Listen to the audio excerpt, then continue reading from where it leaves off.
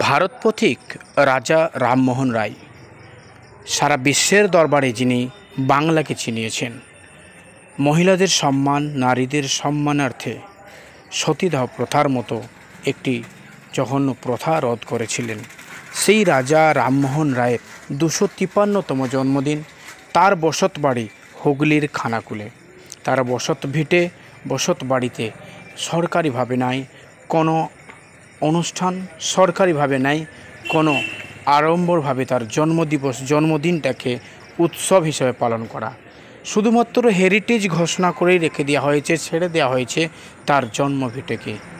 নেই কোনো অনাড়ম্বর। শুধু এলাকার যারা তাকে মন থেকে আঁকড়ে ধরে আছেন, ভালোবাসেন, তারাই শুধুমাত্র এসেছেন।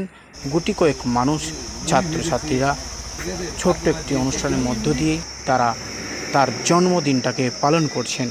কি বলছেন বিশিষ্ট বিদ্বজনেরা, কবি, সাহিত্যিক, আমরা শোনাবো। দেখতে থাকুন শেষ পর্যন্ত।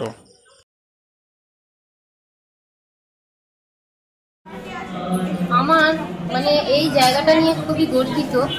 আমাদের যিনি ভারতপতি রাজা রামমোহন রায় 1772 খ্রিস্টাব্দে উনি রাধানগর গ্রামে জন্মগ্রহণ করেছিলেন।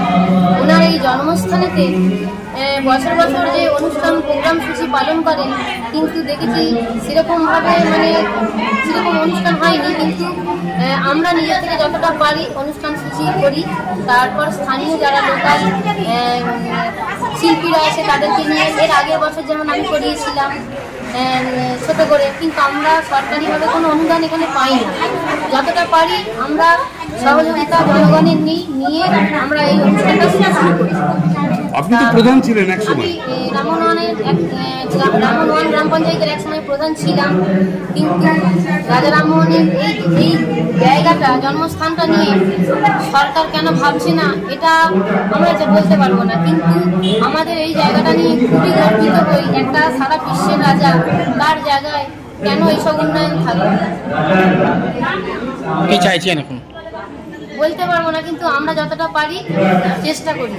তারপর বিভিন্ন জায়গা থেকে সমস্ত আসেন, যখন নেতা মন্ত্রীরা আসেন ওই মাল্যদান করেন, দেখেছি চলে যান। কিন্তু এই জায়গাটা নিয়ে ভাবনা চিন্তা যদি মুখ্যমন্ত্রী, কেন্দ্র সরকার, রাজ্য সরকার যৌথ উদ্যোগে যদি এখানটা রক্ষণাবেক্ষণা বা যেগুলো নেই সেগুলো যদি করে দেওয়া হয়, রাজার এই উন্নয়নটা খুবই আমার ভালো লাগে।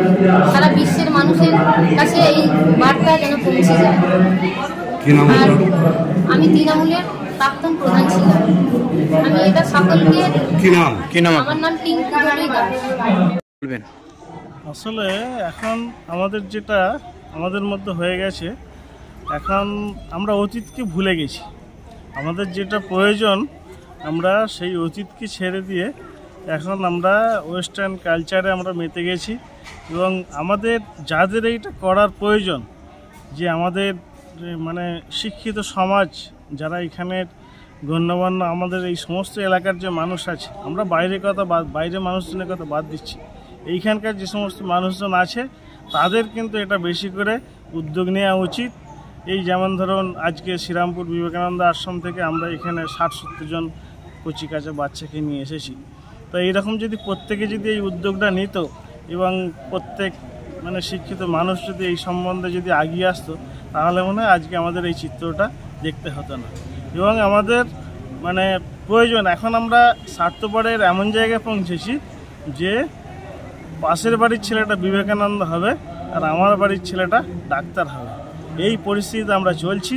আমাদের এই স্বার্থপরতা যতক্ষণ না কাটবে ততক্ষণ পর্যন্ত আমরা কিন্তু এই যে সমস্ত আমাদের মধ্যে নানা রকম এই যে অশান্তি, প্রতিকূলতা ধেয়ে আসছে, আমরা বলছি আমাদের ছেলেমেয়েরা খারাপ হয়ে যাচ্ছে, যতক্ষণ না আমরা এই গণ্ডি পার করতে পারছি ততক্ষণ কিন্তু আমাদের এই নিজেদের খারাপ নিজেদের যেটা ভালো সেটা বাদ দিয়ে আমরা সবসময় আমরা বলছি সবাই খারাপ হয়ে যাচ্ছে। এই জন্যই কিন্তু আমাদের সমাজের আজকে এই অবস্থা। এবং দরকার প্রত্যেকটা মানুষকে এই সমস্ত ব্যাপারে এগিয়ে আসা দরকার।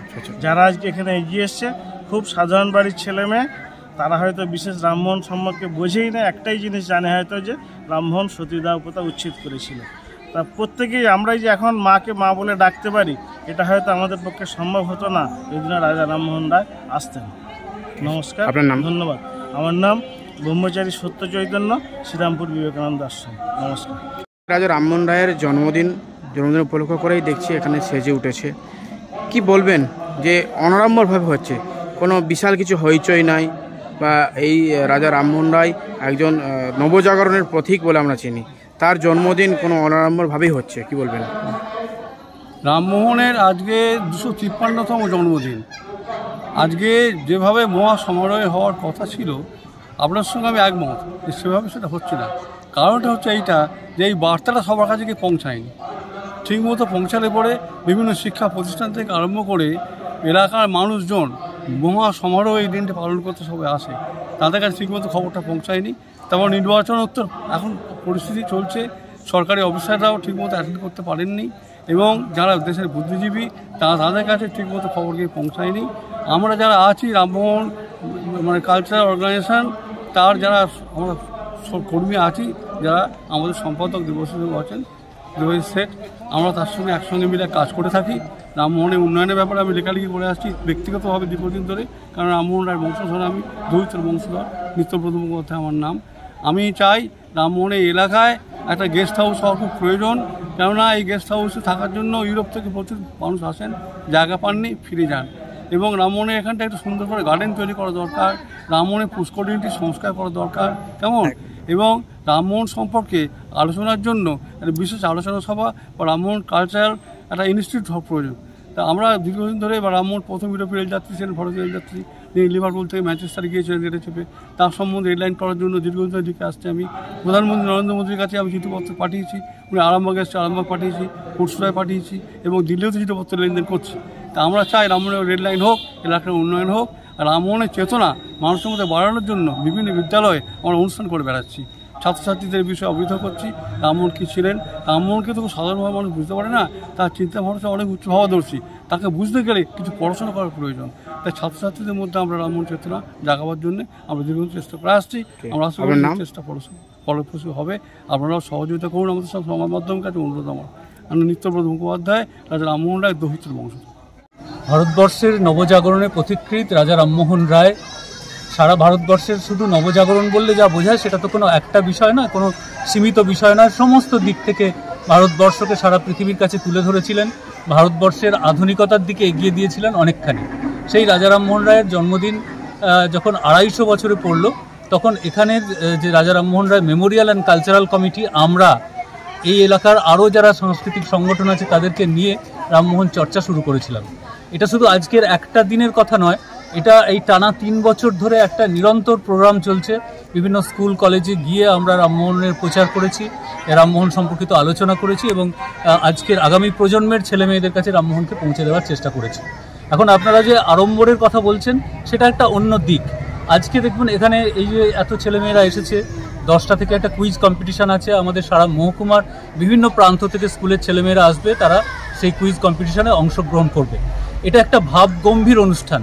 কিন্তু আপনারা যে তথাকথিত আড়ম্বরের কথা বলছেন, প্রচুর খরচ করে এখানে প্যান্ডেল বাঁধা হবে, মাইক হবে, আলো জ্বলবে, তার জন্য সরকারি উদ্যোগের দরকার। সেই উদ্যোগটার অভাব কিন্তু আমরাও দেখতে পাচ্ছি। আমাদের এই রামমোহনের যে বাগান বা রামমোহনের যে এস্টেট সমস্ত কিছু আছে হুগলি জেলা পরিষদের দখলে, এবং সেই হুগলি জেলা পরিষদই এটাকে পরিচালনা করছে। সম্ভবত আমার মনে হয় তারা প্রত্যেক বছর এটা করেন, কিন্তু এবছর নির্বাচন বা বিভিন্নভাবে ব্যস্ত থাকার জন্য হয়তো তারা এদিকে ঠিকমতো নজর দেননি বা দিতে পারেননি। তো যাই হোক, আমরা আমাদের উদ্যোগ কিন্তু এই কতটা আলো জ্বললো, কতটা মাইক চললো এটা নয়। আমাদের উদ্যোগ হচ্ছে আগামী প্রজন্মের কাছে রামমোহনকে আমরা কতটা পৌঁছে দিতে পারলাম, সেই ব্যাপারে কিন্তু আজকে কোনো খামতি নেই, কোনো ঘাটতি নেই। এবার আমাদের এখানকার যে অভিমান অভিযোগ এগুলো তো আছেই। রামমোহনকে যতটা গুরুত্ব দেওয়ার কথা আমাদের সরকারিভাবে, আমাদের দেশের, আমাদের রাজ্যে, সেখানে কিন্তু যথেষ্ট ঘাটতি আছে, সেটা আমরা বারবারই বলবো। সেই আমরা আশা করছি যে সরকারিভাবেও রামমোহনকে যথেষ্ট গুরুত্ব দেওয়া হবে আগামী দিনে, কিন্তু সরকারের কাছে তুলে ধরার দায়িত্ব আমাদের আছে, আমরা সেটা পালন করার চেষ্টা করছি। আপনার নাম? আমি Debashis Seth, Rammohan Memorial and cultural অর্গানাইজেশনের সম্পাদক।